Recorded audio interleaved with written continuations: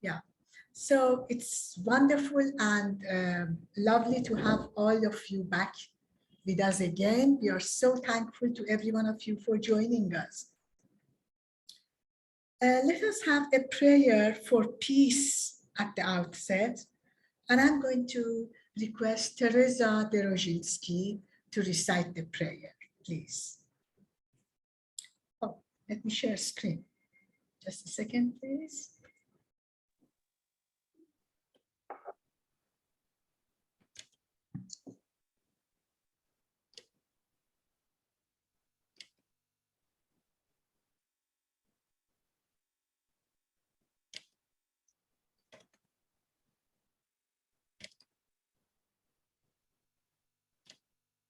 Can you all see this?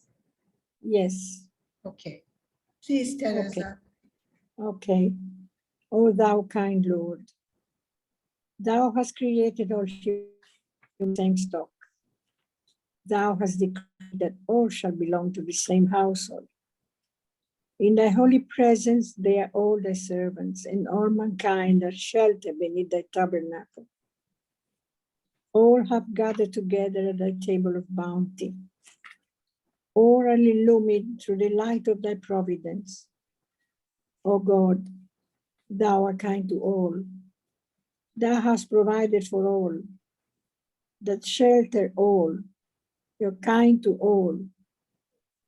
Conferest life upon all. Thou hast endowed each and all with talents and faculties, and all are submerged in the ocean of thy mercy. O thou kind Lord, unite all. Let the religion agree and make the nations one, so that they may see each other as one family and the whole earth as one home. May they all live together in perfect harmony. O God, raise aloft the banner of the oneness of mankind. O God, establish the most great peace. Cement thou, O God, the hearts together. O thou kind Father, gladden our hearts through the fragrance of thy love. Brighten our eyes through the light of thy guidance. Delight our ears with the melody of thy word, and shelter us all in the stronghold of thy providence. Thou art the mighty, powerful. Thou art the forgiving, and thou art the one who overlooketh the shortcomings of all mankind. Abdul Baha. Thank you so much, Teresa, for the beautiful recitation. So, friends, I thought at the outset we could perhaps mentally probe into the condition of the world of humanity around us and try and see what obstructs the path of peace. What are the obstacles that go into the,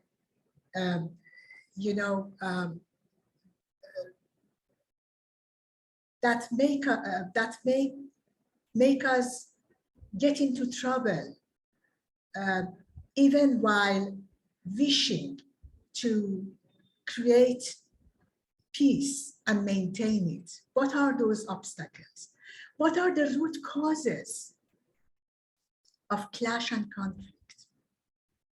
We all know there are interracial and interreligious conflicts, but what is it that is behind it all? Is it something that starts inside the human mind of some people? Like this, like anger. This indicates anger, right? And then there must be some other things as well, some other, unfortunately, negative qualities and traits that begin with individuals inside the minds, like thoughts and then feelings in the hearts. So can we name some of those? Ego, Ego, yes, definitely ego. Greed. Yes.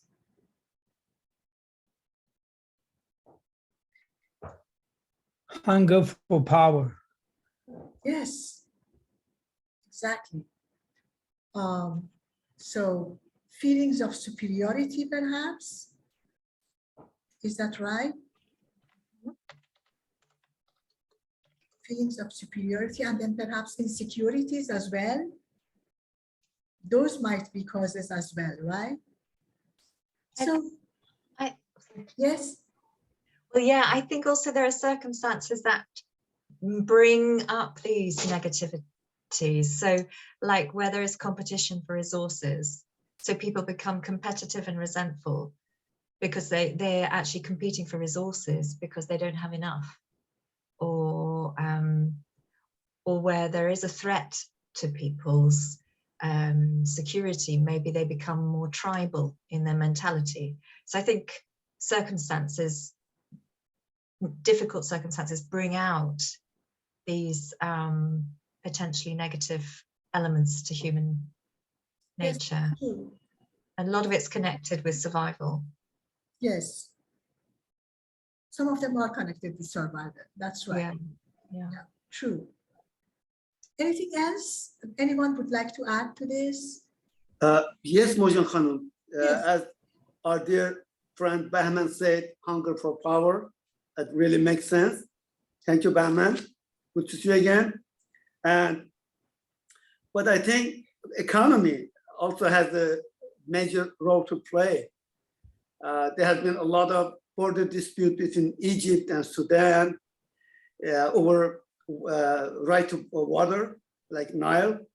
Recently, there's a conflict or problem between Iran and Afghanistan over Irman River. That Iran, both countries think they have more right to the river than they are entitled to. Also, ideology, I believe, is a very destructive element as far as war and conflict is concerned, because they feel their ideology, their way of thinking, their way of running their country or the system is far exceed the other, or is far better than the other. So there are many, many elements involved in rising the chances for destructive conflicts. But also, as Abdul Baha said, religious conflict or religious prejudice is the most destructive one. And I think later on we can elaborate on that one. Thank you. Yes, that is true. Thank you so much. Anyone else would like to say something? Yes, I think there is also a terrible amount of frustration that people feel because they don't know what to do and they don't, nobody, even government, they don't know how to solve problems and everything. So there is that feeling of frustration on people that they not believe that the government cannot solve the problem. And so you can see that there is this, they are so confused. They don't know what to do, and people have a lot of frustration, and this makes them angry. Right. Right. So there is frustration, there is competition, there is survival instinct, there are insecurities, there are feelings of supremacy, there is definitely pride and arrogance, and there is also selfishness, and there is anger, right? A lot of them, quite a lot. Yeah. So, these thoughts, as you see here, or as you all mentioned, they begin as thoughts, but then they develop further.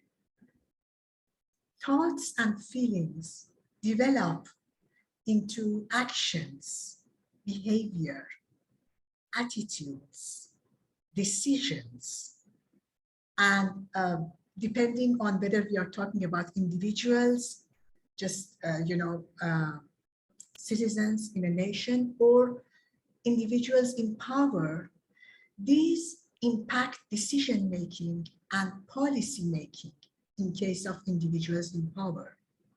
And they spread and they develop into serious conflicts, dangerous conflicts, and more often than not, killings, massacres, even wars and bloodshed. War and bloodshed, and the photograph you see on the left is actually from the war on Ukraine, which is quite recent. So there is imbalance and disorder in human behavior, as well as in human relationships, which need to be addressed. Conflicts do exist on 3 different levels. Now, this is one way of looking at it. I'm sure there are other ways, but I just thought of dividing these into these 3 different levels. And the other point is that the elements in the 3 levels do overlap. So I'm going to ask Mr. Hassan Shafi to recite the next part for us, please.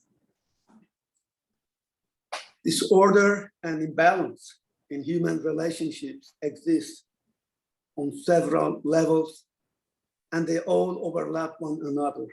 1, on the individual level.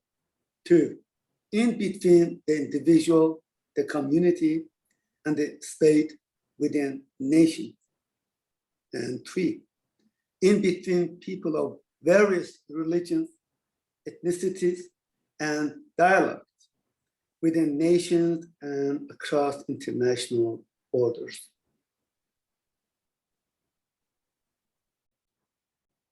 Well, you see, let us discuss the individual level first, although many of those elements, as I said, also exist and overlap the ones in the other 2 levels.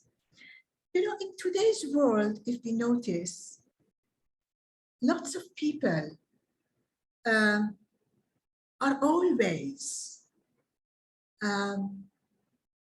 having this kind of priorities about their own, about their own individual preferences. They place emphatic priority on what they want in life, irrespective of whether it will come about at the cost of other people or not. That's the point. We can want many things and it's all right. We can have choices. But I'm speaking about choices that are made at the cost of other people. So, for example, it's like me saying, there is no morality or truth out there that I would have to bend to. I have my own truth, and that's good enough for me.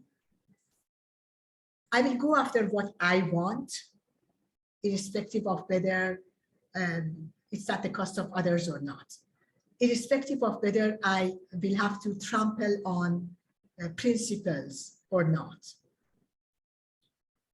The important thing is me, and what is true for me is true for me, period. So, I'll tell you a little story, a little experience.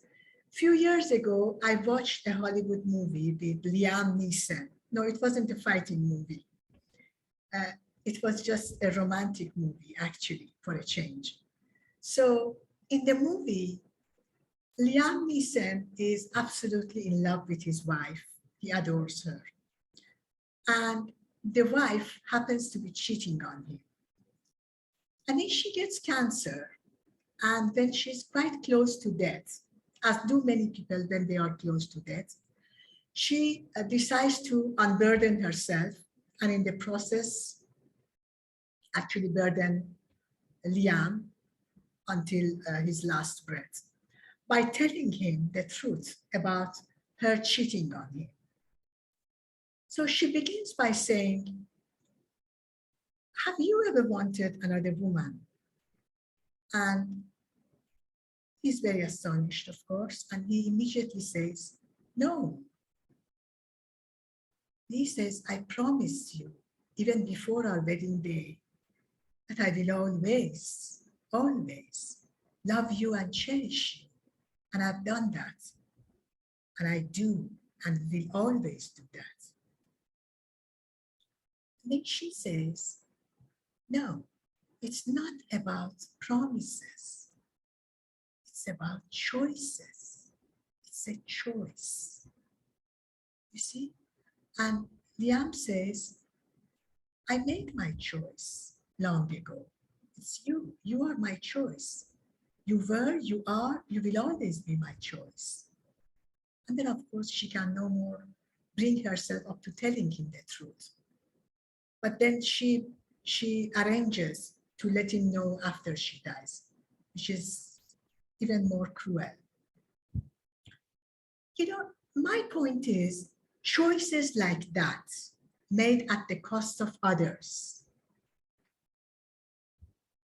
do have a very prominent, a very strong streak of selfishness in it.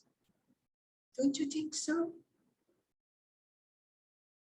I mean, one will have to trample on principles, on loyalties, on faithfulness, on virtues to just get what she wants, what one wants. This was about individual level. This is about a couple, a married couple. But then, you know, it really can extend into all other spheres of human relationships on individual level.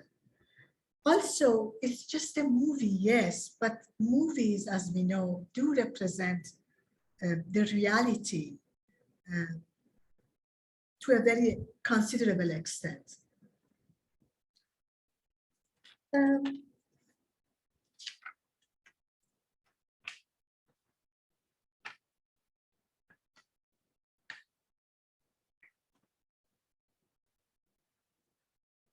I was also going to speak about the social media here. The social media, unfortunately, does promote selfishness. I'm very sorry to say. I've often seen slogans promoting selfishness on Facebook. Absolutely. You know, they say do this and do that and delete people out of your lives because of this, because of that, because this is what you want, this and that. You know,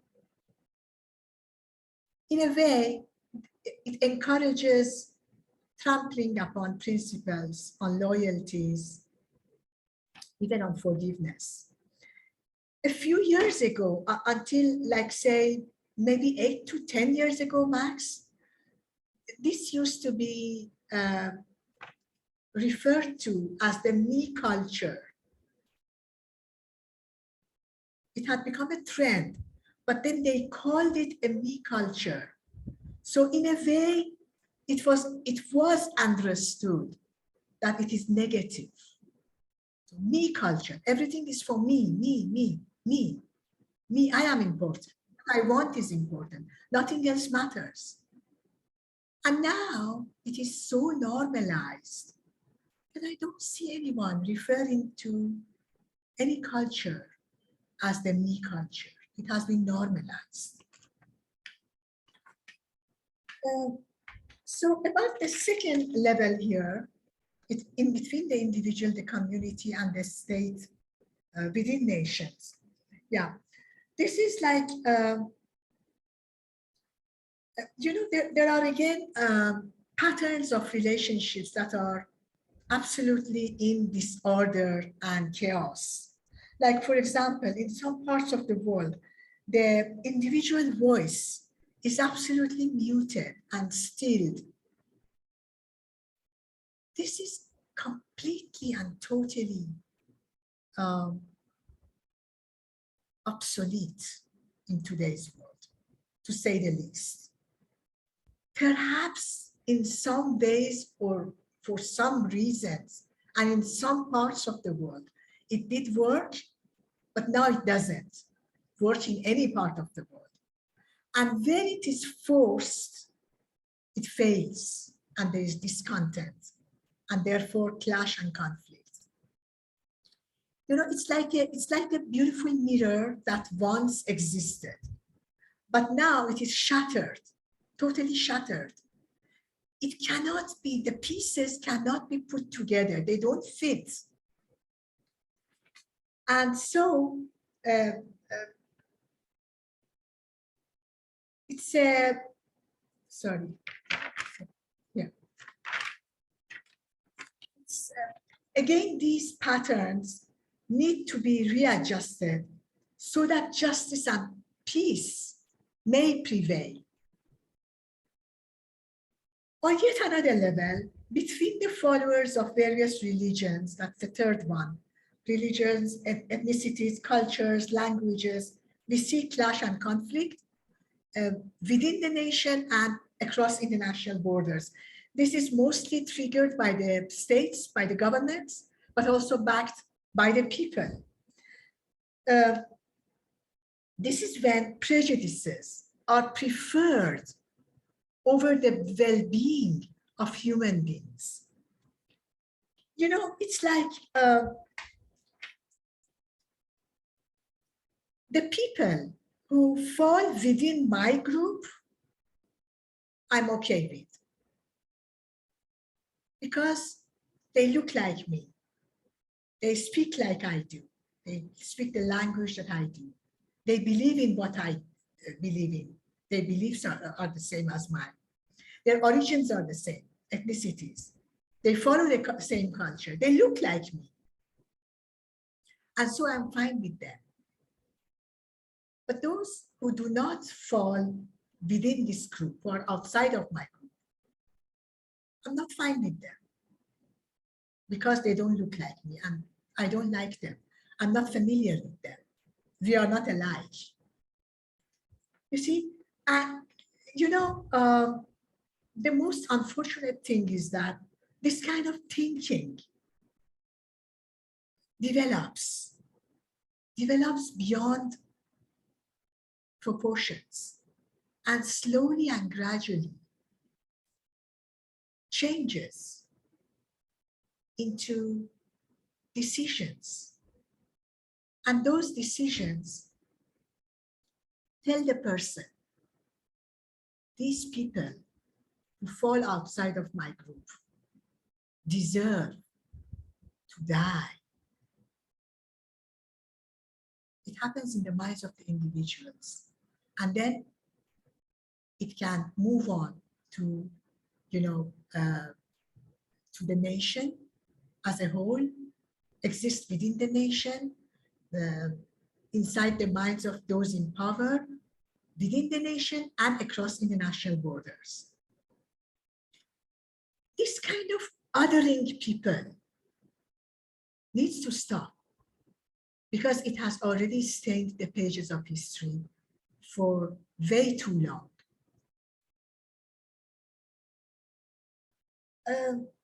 There is a quotation here which is truly amazing.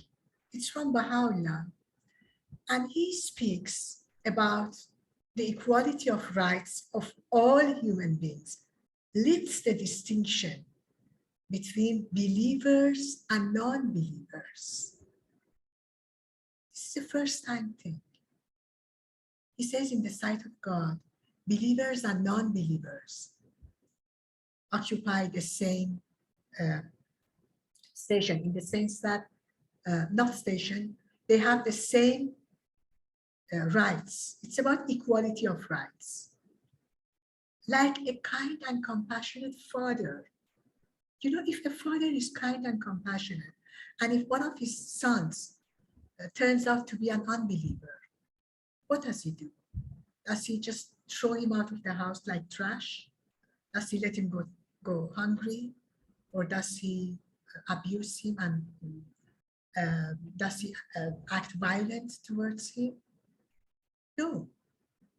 Having said this, I also wish to mention that this is about equality of rights, but it doesn't mean that the kind and compassionate father will be happy with the son turning out to be an unbeliever. But the rights are the same in the sight of God. All are having the same rights, all are equal in the sight of God.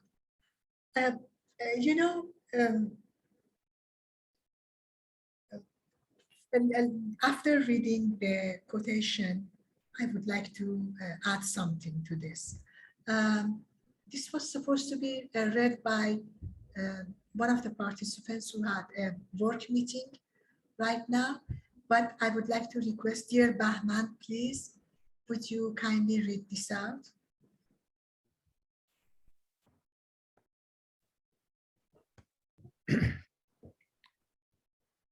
Addressing humankind, Baha'u'llah wrote, "Ye are the fruits of one tree and the leaves of one branch.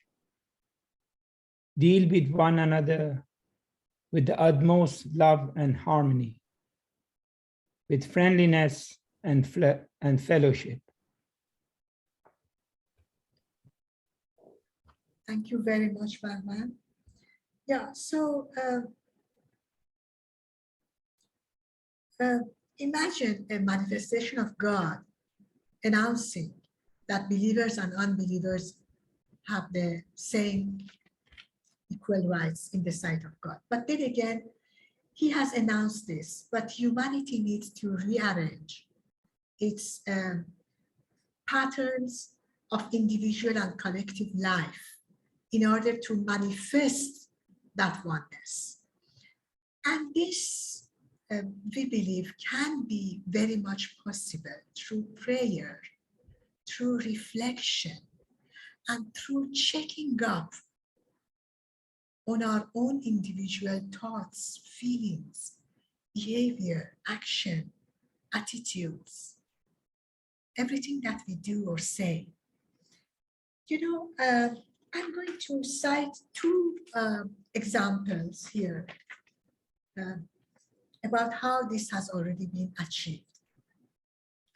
One is from India. It's about the caste system existing in India, which is very strongly adhered to. And one is from Africa. So let me just read this out so that I will just, say it accurately from the report. The caste system in India lost its hold on the people in villages where the Baha'i writings were read and reflected on every day. And people began to bring themselves to account each day. So their relationships with others was changed and adjusted so as to translate what was in the writings into reality. The other example comes from some villages in Africa where people used to have conflict with each other continually, but are now cooking together like people of a single village and living like they were one huge family.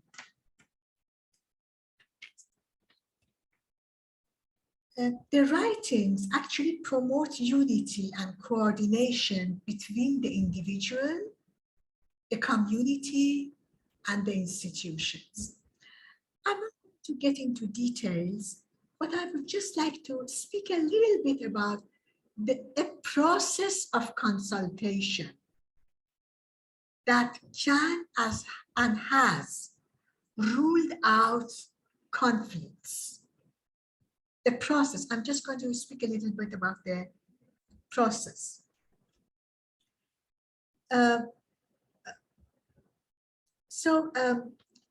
Individual members of the institutions do not have more rights than non-members. This is the first thing. And they are not invested with any special powers. It's the institution as a body that is respected, and their decisions are adhered to. But individual members have absolutely equal rights with non-members. They do follow a process of consultation where they discuss and they make decisions, but they are not supposed to argue. You see, because Abdul Baha said, when two people argue, both are wrong. Both are equally wrong.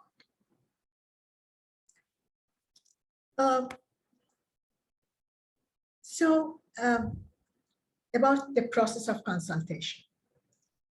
Any one member having any suggestion over the issue that's been discussed, any solution to give, is free to place that suggestion. Once the suggestion is given, it's like I put it on the table and immediately get detached from it. It's no more belonging to me as such. It belongs to the assembly or the council, the institution. So that its rejection, in case it is rejected and not voted for, does not constitute the rejection of me as a person.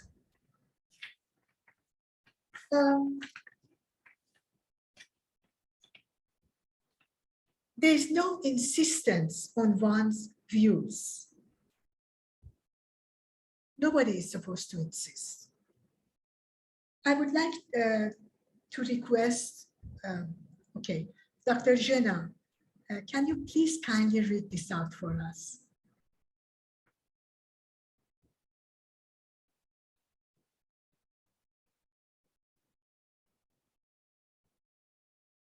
Dr. Jena, are you there? Yes, just give me a minute. Yeah, sure.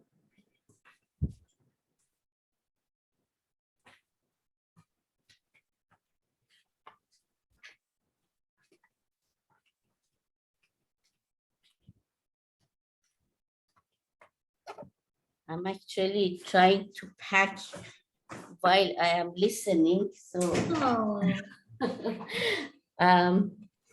The members thereof must take counsel together in such wise that no occasion for ill feeling or discord may arise. This can be attained when every member expresseth with absolute freedom his own opinion and setteth forth his argument. Should anyone oppose, he must on no account feel hurt, for not until matters are fully discussed can the right way be revealed. The shining spark of truth cometh forth only after the clash of differing opinions. Abdul Baha. Thank you so much. Sorry for putting you on spot. Thank you. No, it's okay. Thank you. So yes, so the shining spark of truth cometh forth only after the clash of the differing opinions. See, it's the clash of opinions, not of people, not of the members, not of personalities. It's the clash of opinion that makes the truth shine, because they are all dedicated to finding the best way, the best solution. And if there is no unanimous voting, then the voice of the majority prevails. The suggestion that gets the majority vote is taken up and decided upon. But then there will be no names attached. No one in the community will ever know whose suggestion it was, which gave rise to the particular decision. That's not important. No names are attached. Also, the members who did not vote, who were not part of the majority, who voted in favor of the particular suggestion, they also abide by the decision of the institution. The decision will be the voice of the institution. So there will be no backbiting, no criticism. Abdul Baha also said, it is better to take a wrong decision, but remain united, than to fight and then finally make a right decision. And he says, because the wrong decision can be revoked later and a right one taken instead. Whereas disunity grows and spreads and destroys the very foundation of the institution.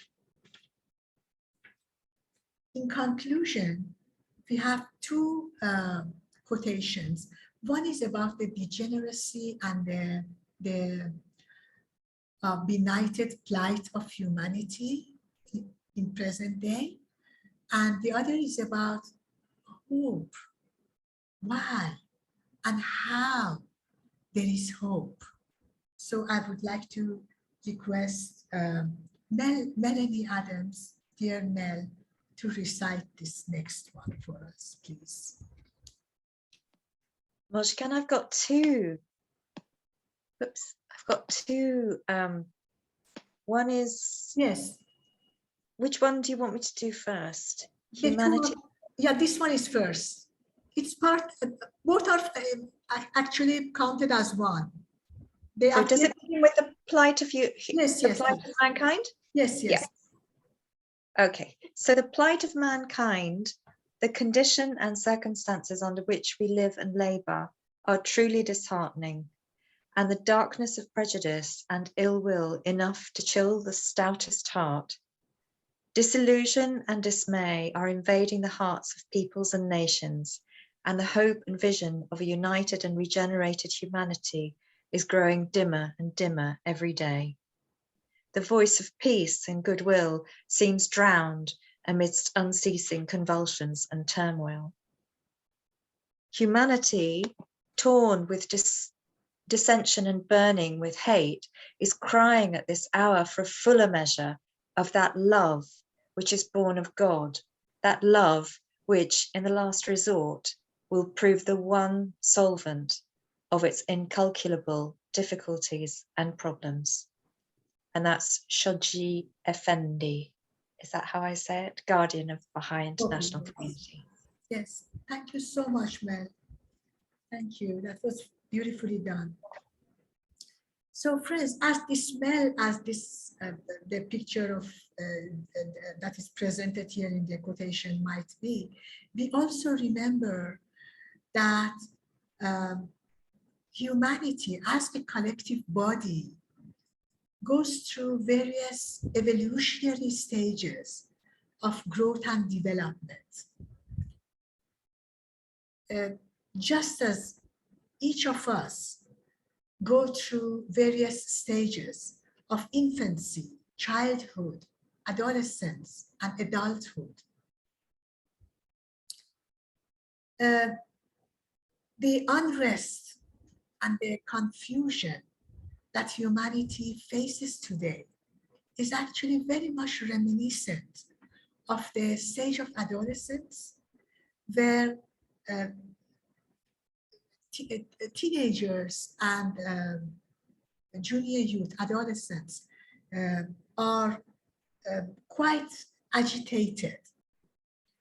But it shall all end, have a glorious end, with the culmination of those stages, and with the coming of age or the maturity of humankind that will be marked by the establishment of world peace. This is a divine promise.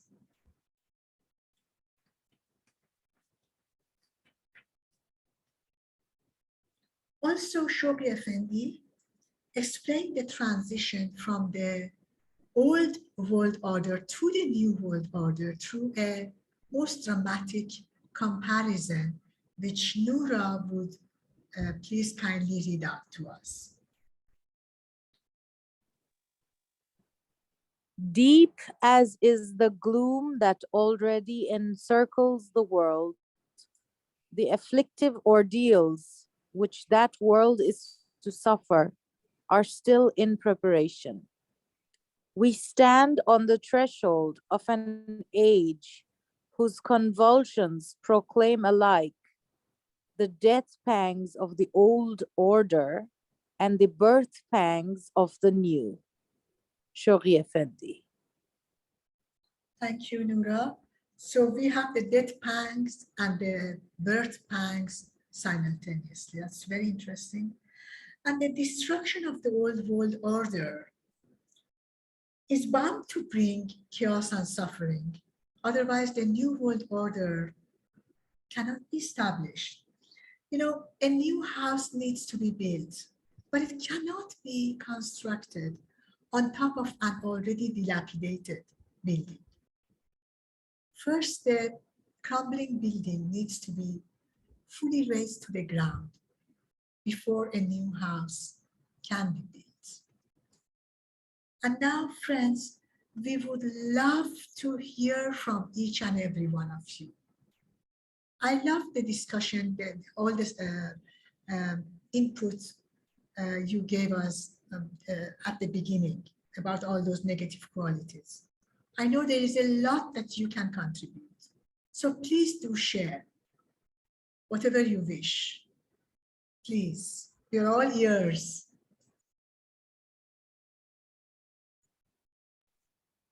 I actually had a question. So, Yes. you know how the Baha'i teachings tell us that when a decision is made, you know, while keeping peace, you know, it is better to make a wrong decision than to reach a decision that has come into existence through conflict, something like that you mentioned? Yes, yes, yes. Okay, I mean, that would make sense if all the members who are consulting are, let's say, not bigots. But if, you know, if the wrong people are sitting in a group and then consulting with each other, I mean, what if the majority are of the opinion that a certain decision needs to be made, which is very harmful to their society and community? Let's say it brings about harm to a certain section of that society or community, like serious harm. Like if it's a very discriminatory decision.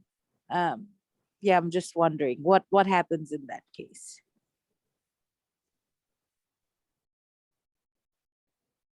Anyone would like to share and perhaps we provided. I'm wondering with that one, I suppose maybe one would hope that in that group, there are people who don't agree. And therefore there will be a conflict of opinion.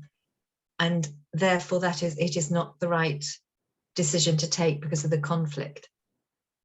And maybe it's a sort of protection against that kind of thing of happening, because there's not Baha'u'llah saying that if there's conflict happening, it's not the right time to make a decision. That decisions need to be made in a more positive environment. Is it a protection against those bad things happening? Maybe. I'm not sure. Noura, if that means anything. Yeah, makes sense. If I can add, Yes, Bahman, please. for example, in the faith, if the assembly makes a decision and the decision is a wrong decision, for example. Eventually, as time passes, the truth always prevails, always. So eventually the truth will come out. And if everybody remains united, at the end, they will come to the conclusion that things have to be changed. But if the community gets disunited and everybody starts gossiping and fighting, then it is much harder to get it right. That is why, if in the beginning a wrong decision is made, eventually the beauty of life is time tells everything. Eventually the truth will come out and the community will realize it, standing together, and a change can be made.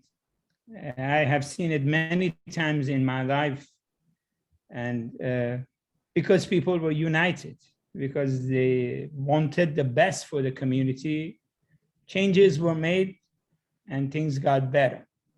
So it's very important. Unity is very important, because if there is unity, there is disunity, nothing can be achieved. Thank you so much. I'll just say a little something, and then of course, everybody else is also welcome to share.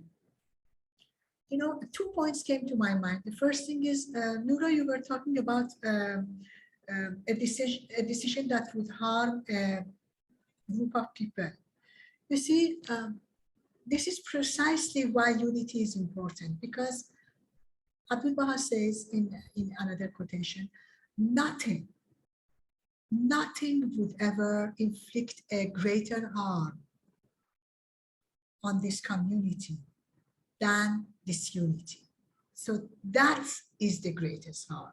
Disunity is the very greatest harm. Nothing more can be considered as greater than that.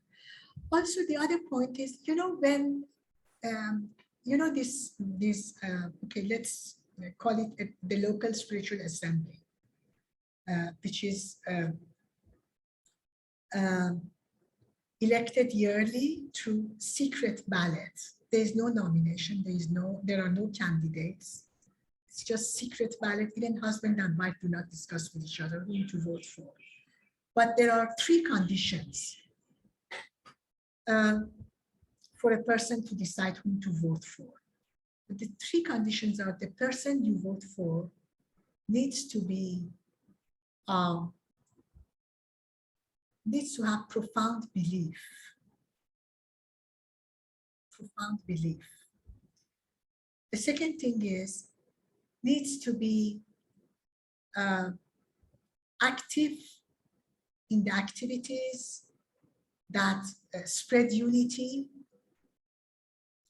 that are effective for the community, that are positive, that are inspiring, that are uplifting.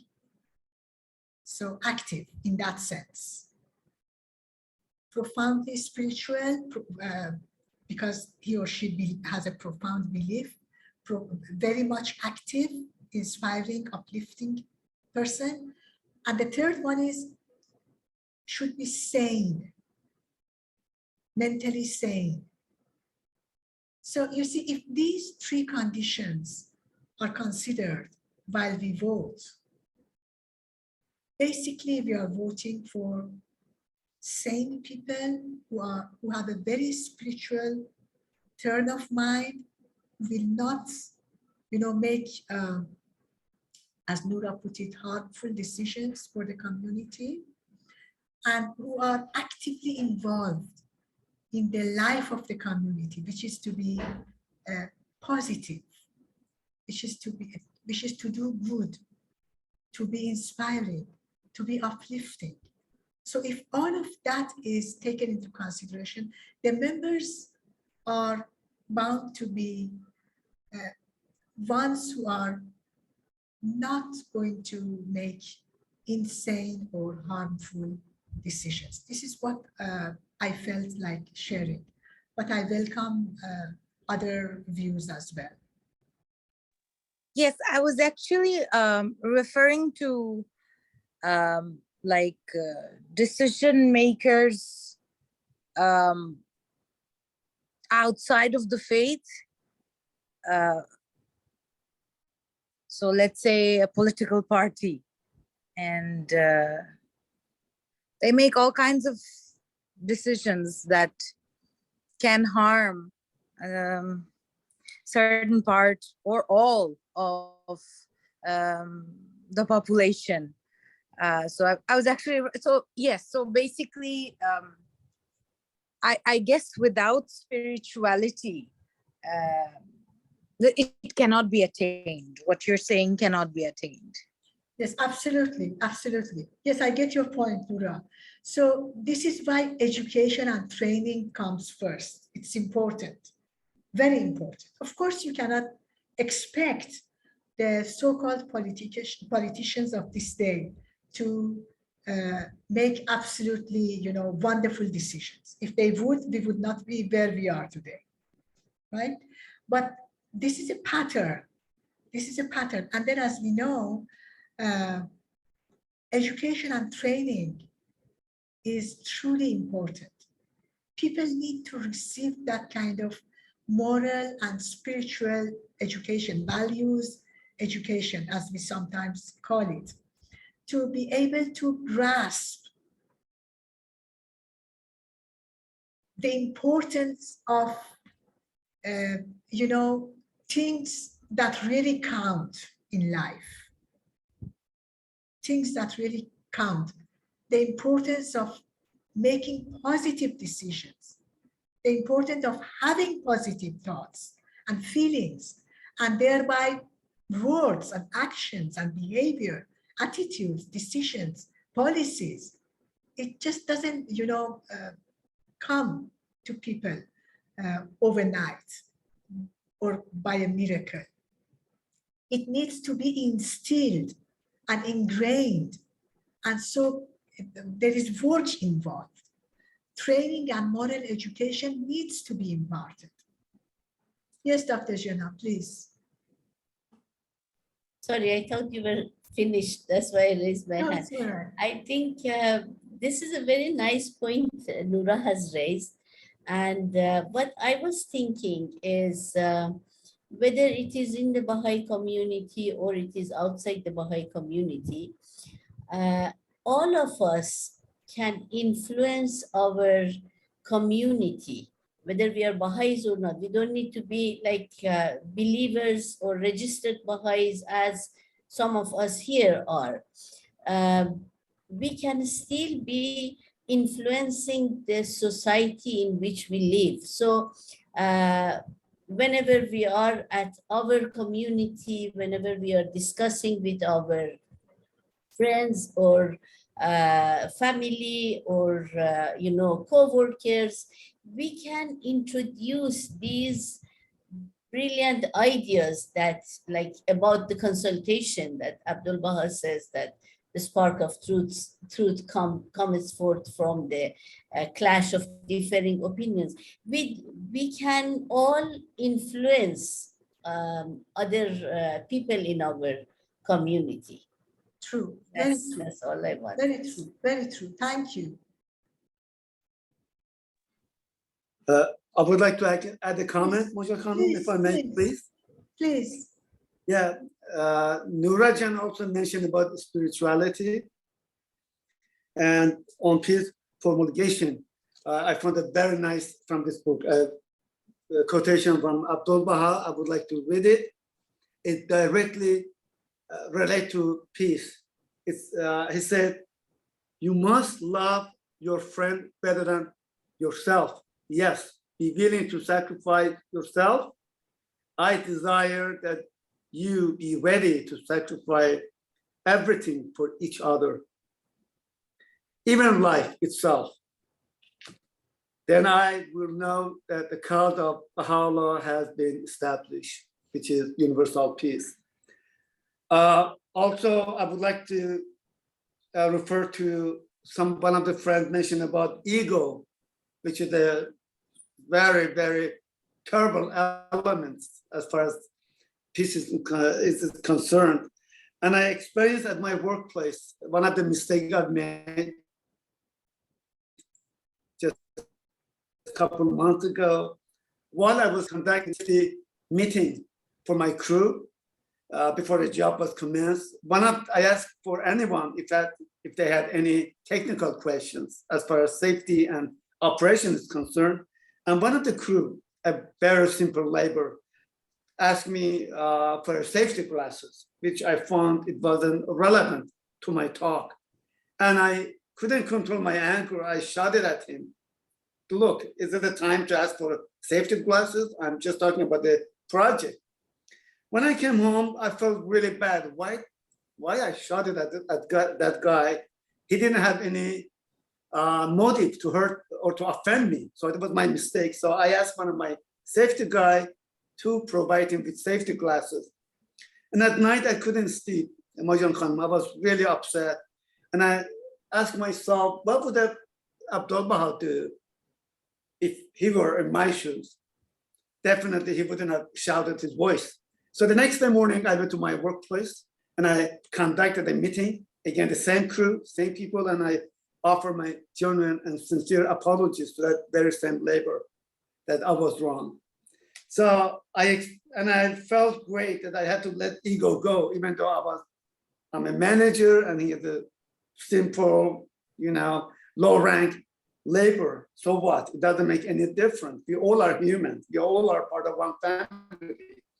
So I felt so good, I felt so relieved that yes, I think if we let our ego go, it would make our job a lot easier to come up with understanding in establishing peace, which starts from locality, from community. Yes. If I'm involved in a conflict with my neighbor, how can I hope or wish for universal peace? I think there are many factors and elements that we have to take into consideration if we are seriously and genuinely interested in universal peace. I believe writings has given us a very clear picture and understanding.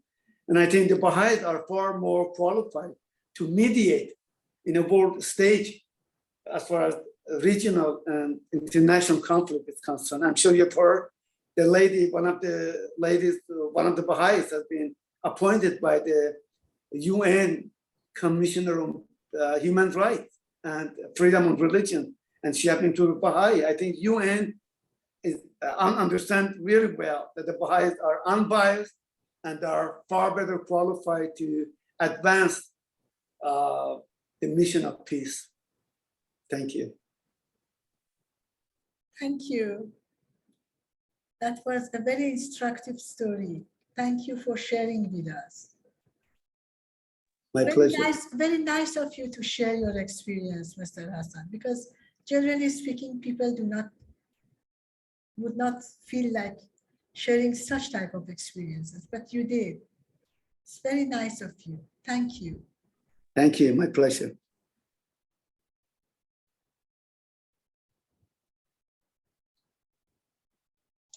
Is it okay to speak again? Am I speaking too much? No, not at all. No, Please. but it's all really interesting, and I agree. I was having a conversation last night. I was with my father and some friends, and in the UK, they're going to choose soon a new prime minister, and we were discussing what we thought about the different candidates.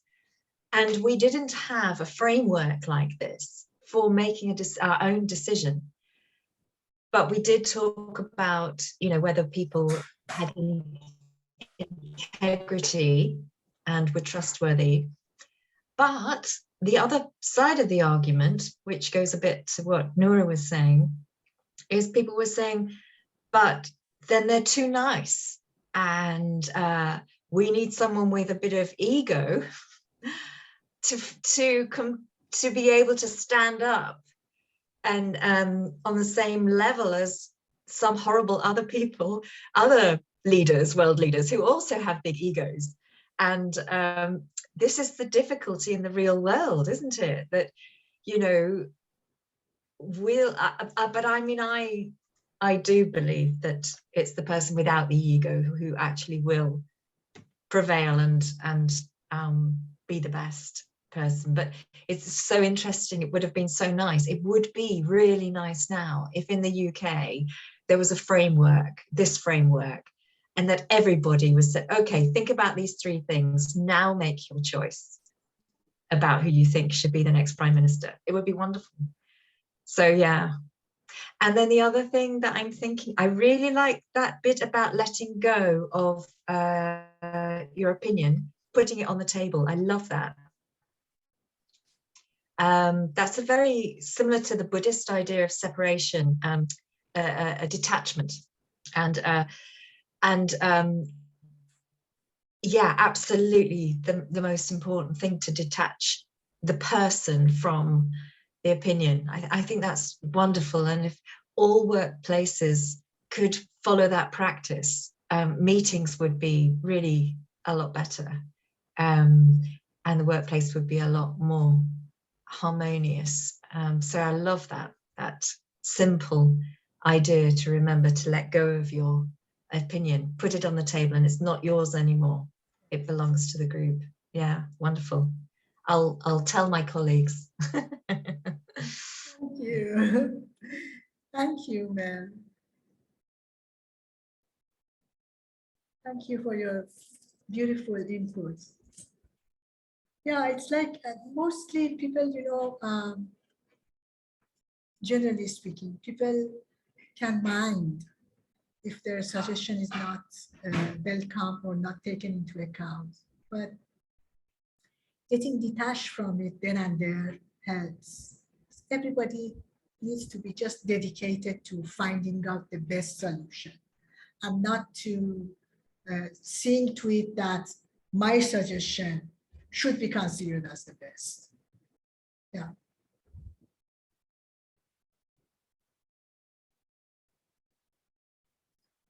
Hello, Rashapur. How are you? You've got We lost. you're stuck, Mush. Yeah, she's frozen. What happened? We lost you for a minute, Mujgajan. You have me now again, right? Okay, Mr. Hassan. You're would you like to say yeah, something? you're connected.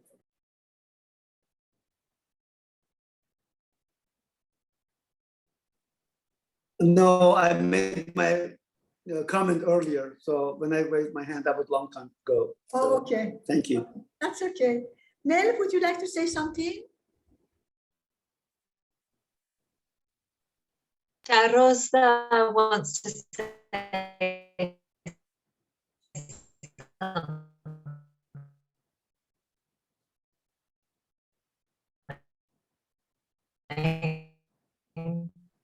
Mel? Can you hear on me? spirituality and unanimous agreement.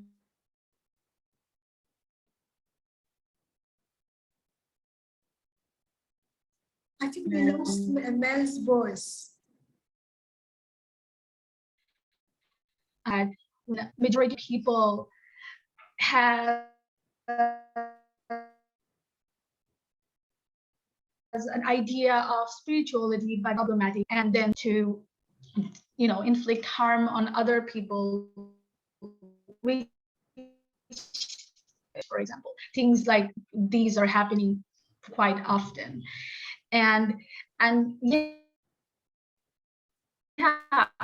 I also believe is at fault, but I think that this is sometimes what state is doing, because I think that in order to stay in power, they create, they spread some kind of ideology, whether religious or political, any kind, so that these kind of conflicts continue to happen among groups of people, so that the state can say to circumvent this or come out of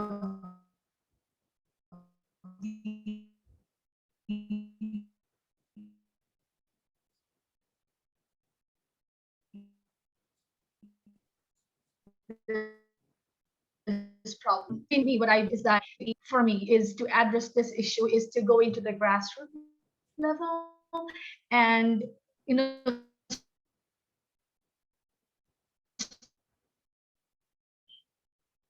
start with something that Baha'i trainings to train young children to build their morality because they're at such impressionable age. And I think that there should be some kind of a revolutionary movement where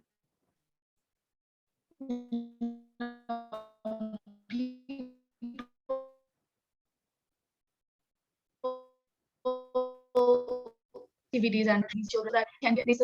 Yeah, I don't know if there's any way we can do it because this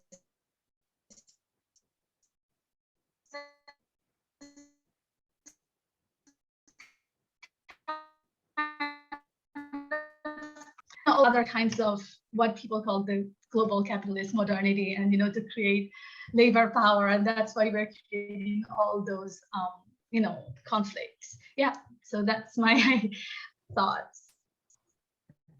Thank you, Shahruza. Dear, unfortunately, I could not have you clearly,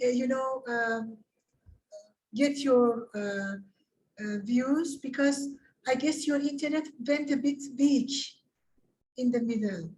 But yes, my internet always lags. So sorry about that. Oh, I'm so sorry. Okay, did anyone get what she said? Can anyone say it in a nutshell? I could hear reasonably, and I suppose what I understood was the importance of teaching children these ideas and concepts, because there's really no other way for this to happen than to start when people are young, and it just needs to be part of their education, and there needs to be a kind of a moral revolution where this becomes really important and everybody takes it on board. Was that about right, Shahruza? Yeah. Okay. Thank you. Thanks. Okay, that's wonderful, Shahruza. Thank you so much for the input. That's really good, and it's words of wisdom, because it's so true. You see, without educating and training children right from the beginning, we cannot hope to have a generation that would, contribute to the creation and the maintenance of peace worldwide. It would be a very tough thing to achieve. Children are like, they are like young saplings, young plants. You can mend them. You can, teach them and train them, and they will grow up straight and grow into beautiful plants yielding fruits and flowers and fruits. But once they grow up, if they are crooked, it will be absolutely, nearly impossible, to mend them and make them grow straight. It will be a very tough job. So yes, as we said, education and training is really important. But then again, even adults can be educated depending on many factors. Like say, for example, in the Baha'i community, as you well know already, there are children's classes, there are junior youth classes, there are classes for the adults as well. And they are all going on simultaneously, and the results have been good, yielded fruits. For adults as well, there are separate courses, separate books. Each one deals with a particular subject, and it's great.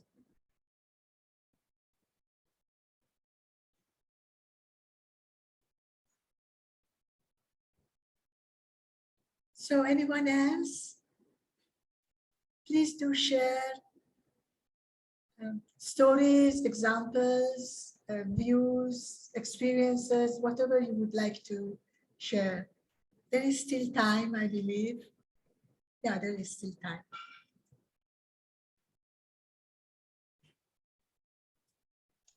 Could you repeat the three main things that you said before? Oh, okay. First is profound belief.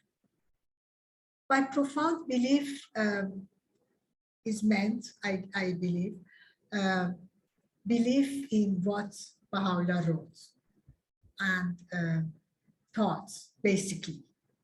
And with that comes, a range of issues, because Baha'u'llah and then Abdul Baha, who was his successor after him, they talked about a range of issues. Baha'u'llah himself wrote more than 100 books. And Abdul Baha as well wrote many books and tablets and, explained a lot of things. One of his functions was to explain what Baha'u'llah wrote. And then so those are important basically because we need to believe and then put into practice. If we don't believe, we cannot put into practice. So that's the same. And with that comes spirituality. If there's no spirituality, there's no belief. The second one is to be active, actively involved in the community's life. So whatever goes on, the life in the community, one needs to be active in. To just, sit back in our houses and to just pray wouldn't be enough for a community to progress. Everybody needs to have that active enthusiasm, that zest to bring about progress. Otherwise, community life is going to remain stagnant. So that activity, of course, for right now at the moment, it involves all those, global conferences. I think we talked about this last time. Global conferences, a series of global conferences that are taking place right now. 10,000 of them have already taken place in more than, I think more than 200. I'm not so sure. I'll have to find that out. More than 200, I believe, more than 200 countries. And then we were talking about children's classes, junior youth classes, adults classes, devotional gatherings, discourses, and whatever we can do to spread unity and love. You see, as Dr. Jinnah said, everybody doesn't need to become a Baha'i. We are not talking about making people Baha'is. We're talking about spreading unity, spreading love, so that peace would be established. Because the oneness of mankind and the establishment of permanent peace, lasting peace, is the greatest aim of Baha'u'llah, for which he appeared and suffered for all those years. Also, we were talking about othering people, the concept or the misconcept of otherness, that whoever is in my group, I'm fine with because I'm familiar with them. Whoever is not, I'm not really okay with them because they are not like me.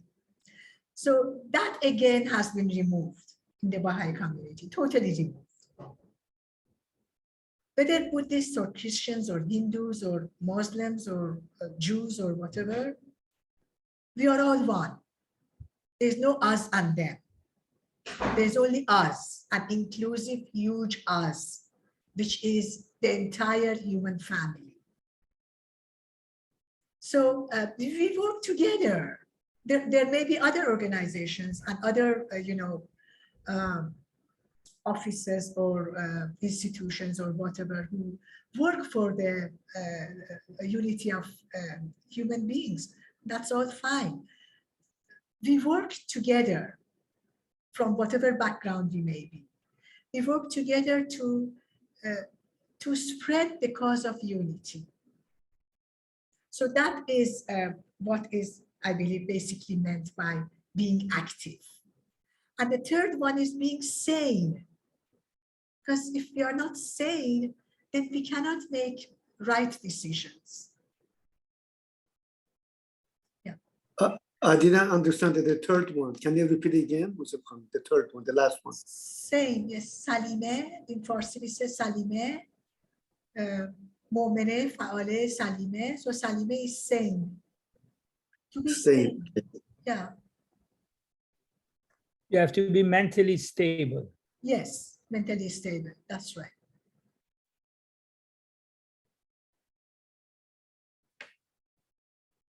Thank you, Bahmanjab.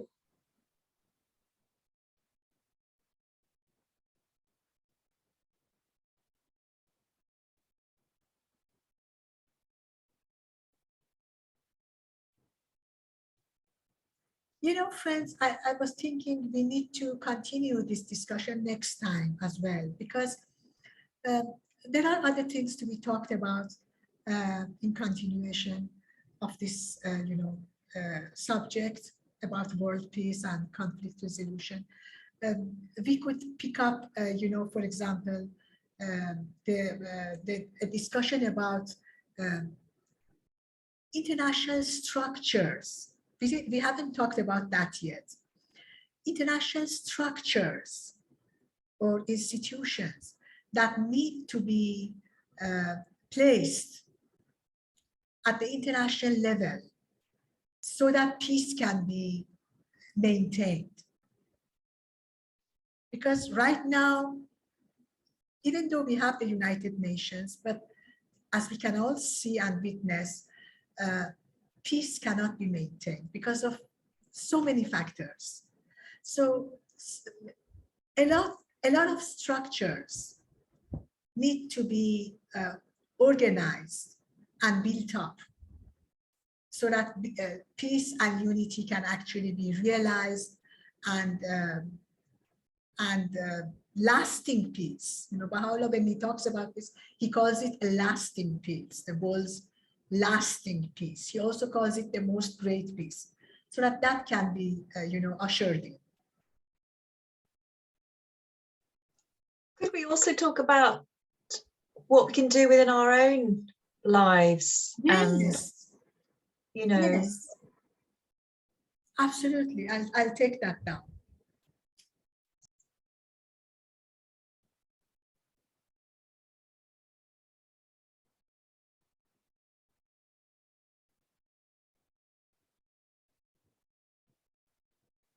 Maybe we can talk about, what we can do individually, what we can do in our families.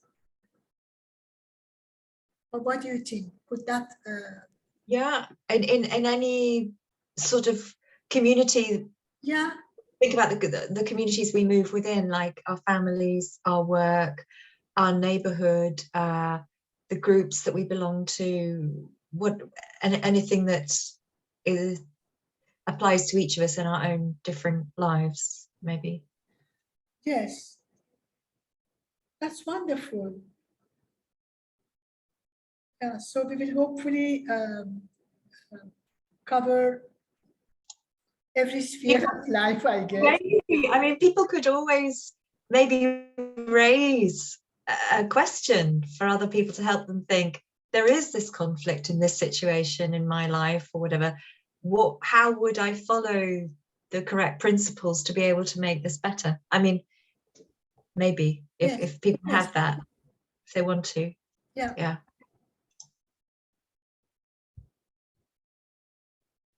Yes, thank you. Yeah, I put that down. Anything else?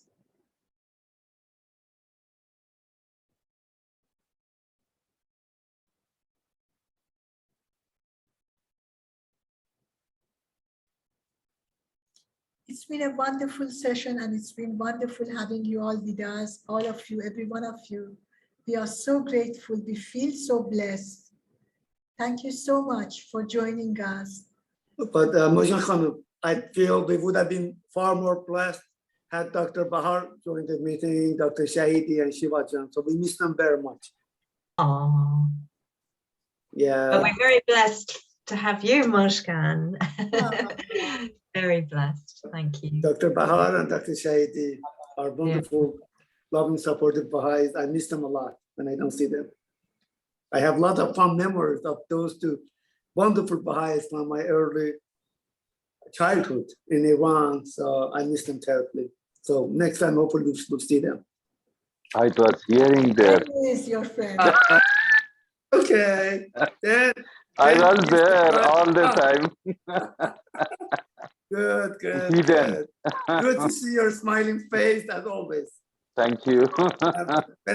Where is Dr. Thank Shahidi then? I missed He him is too. in chamber, Hassan John. He is in Where his is he? chamber. In his surgery, in his chamber. Oh, okay. Yeah. Then, So then, he will then we come understand. maybe an hour or two later. Oh my God. extend our love to Dr. Shahidi and Shiva Jan too. Thank you. Yeah, Shiva was here, but I think she's disconnected now. She was on duty in hospital. Oh, She has just come back. Yeah. Thank you very much, Mujgan Jan. Very thoughtful. I wanted to read one small sentence from Abdul Baha'i, if you allow me to read. I put it in my Instagram last night. Abdul Baha says, I read in Persian, then maybe Mojgan can translate. حضرت عبدالبها می‌فرمایند بیماری که هیکل سیاست را علیل و گرفتار ساخته است فقدان محبت و خیرخواهی است.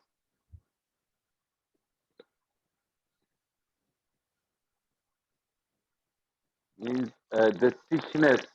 Are you hearing me? yes, yes, yes. Yes.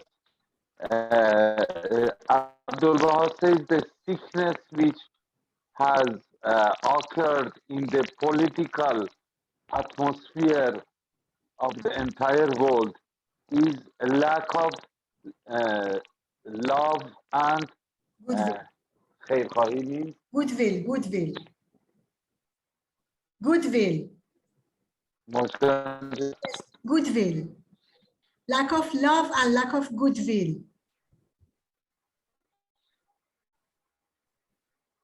Can you hear me? Yeah, so he says the illness that has assailed the political atmosphere is the lack of love and of goodwill. Yeah, that's the quotation. Yeah, so we could, refer to all of those negative qualities that we talked about. Feelings of supremacy, hunger for power, insecurities, anger, hatred, jealousy, all of those. So all of those are the lack of goodwill and of course, lack of love. That othering is absolutely lack of love. Othering people.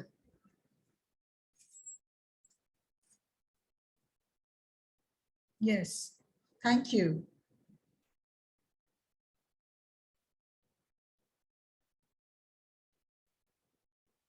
I don't feel like saying Thank you, goodbye. everyone.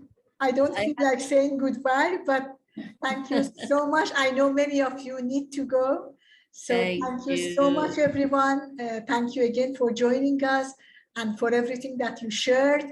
It was a lovely session. All because of all of you. Thank you. Thank you for hosting. Thank you for hosting. Anja. It's always a lot of fun and pleasure. Bye. Thank you. Bye, Nell. Bye. Bye. Bye. Bye, Hassan Jan. Bye, Mosman Jan. And everyone, thank you. Allah Akbar. See you next time. Good to see everyone. Please take care. Thank you. Take care. Thank you, Mosgan Jan. Thank Hassan. you. Thank you, everyone. Thank you, Dr. Baha. Thank you.